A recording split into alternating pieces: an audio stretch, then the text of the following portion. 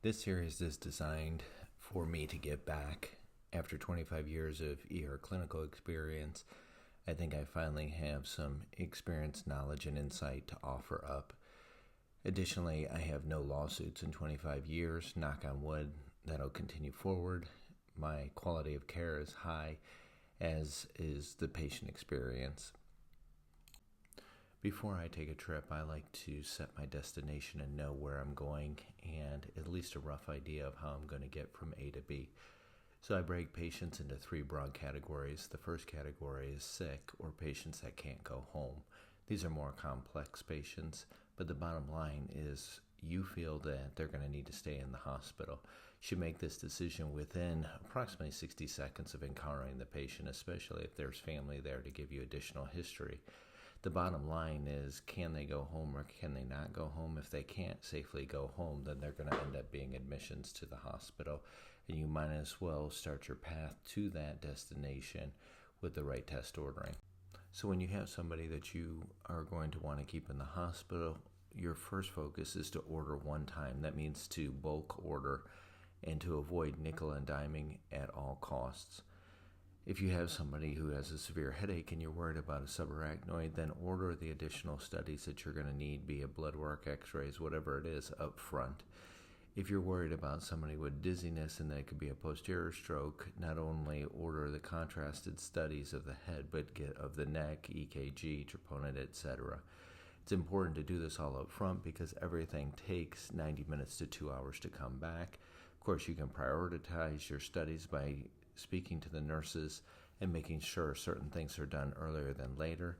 But the key is to get all your tests ordered at one time so that when your results come back, you can act on it for disposition. I'm a big fan of a CT without contrast of the abdomen as long as the BMI is above 25.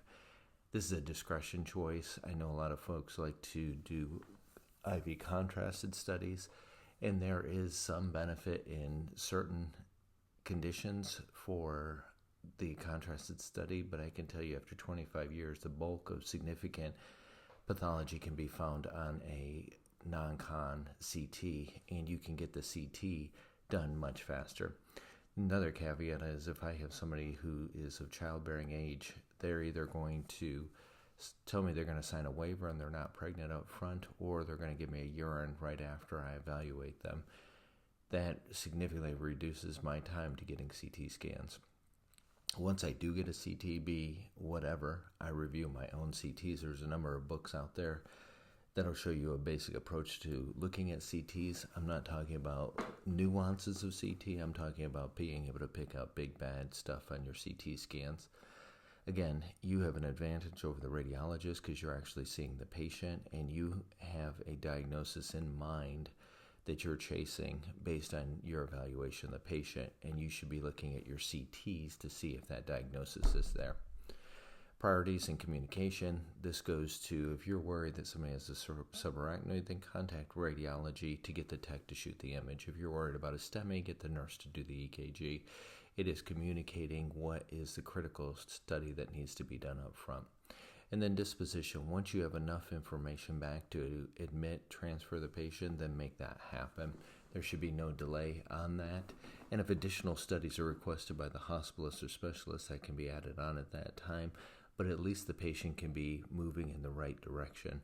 Remember, even after you admit a patient to the hospital, they're going to lag in your department generally for an hour to multiple hours.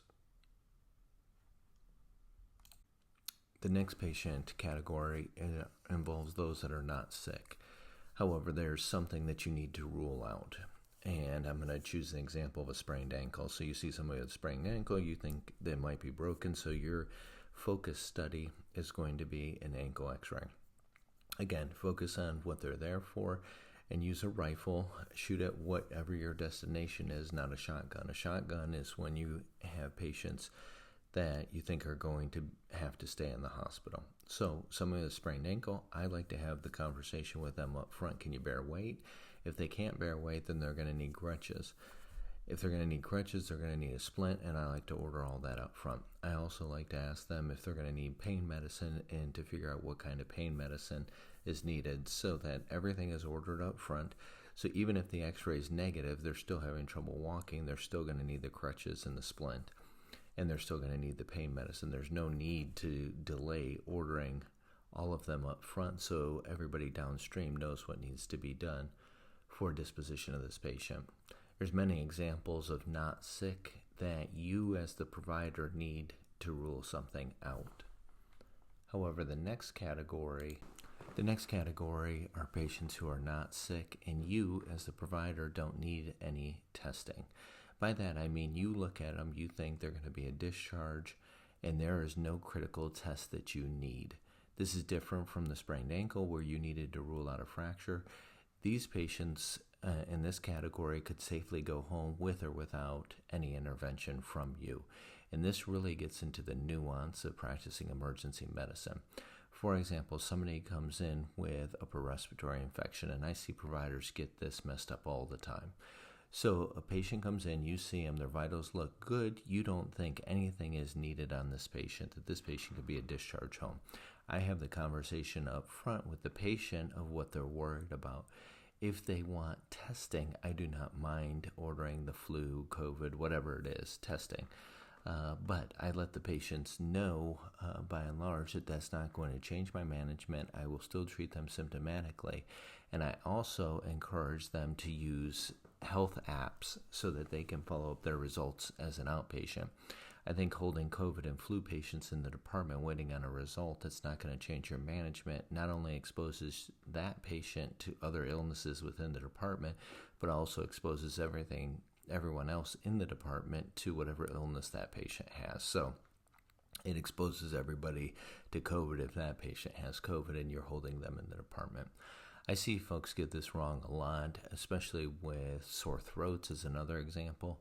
If I see a sore throat, in the back of my mind, what I'm worried about is a peritonsillar abscess. Maybe it's not all the way there yet, but the risk is about 1 in 900. And I weigh that against the risk of antibiotics, which anaphylaxis is about 1 in 20,000. So if I see a patient with a sore throat and they want a strep test, that's perfectly fine. The strep result marginally impacts what I'm going to do. Every once in a while I'll get surprised by a positive that I assume was negative. But by and large, if I've looked in there and I'm suspecting that it's strep throat, then I'm going to go ahead and treat. The reason being is my pretest probability on a study.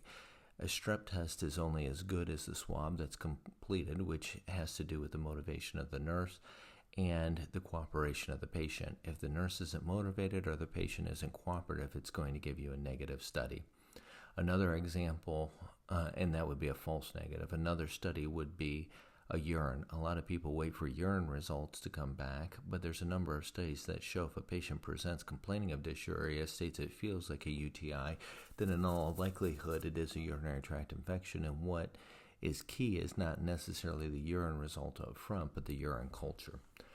However, at the end of the day, the not sick patient, what you're doing is patient experience as opposed to emergency medicine.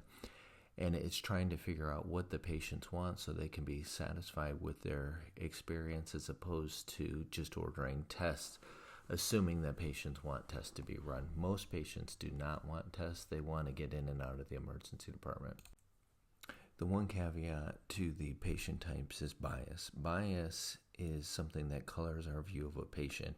It may be how they talk, walk, smell, whatever it may be, but we pass a judgment on the patient one way or the other. A common example is somebody that, so to speak, is acting a fool, acting in extreme pain. I'm very aware of my bias when I think somebody's acting out of proportion, and it actually makes me order more as opposed to less because I know my bias is to prejudge. So when it comes to bias, I am very cautious about it. I will speak to the patients more, meaning I revisit them more than once while they're in the department to kind of get a feel. I'll talk to the family, and when in doubt, I will order it out, meaning I will order more studies, because there's nothing that can overcome personal bias except recognizing it and managing it up front. But I've seen a number of folks get into trouble because they have a bias that they don't recognize and they don't accommodate their bias to avoid making an error.